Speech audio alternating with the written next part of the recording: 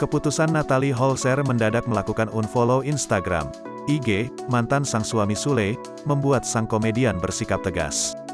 Ayah Rizky Febian dan Putri Delina ini sendiri berharap Natalie Holzer masih mengikuti Instagramnya. Harapannya, agar hubungan Sule dengan sang mantan istri Natalie Holzer tetap baik ke depannya. Belum lama ini, netizen dihebohkan dengan aksi Natalie Holzer berhenti mengikuti atau meng-unfollow akun Instagram Sule. Kabar tersebut rupanya sudah diketahui Sule.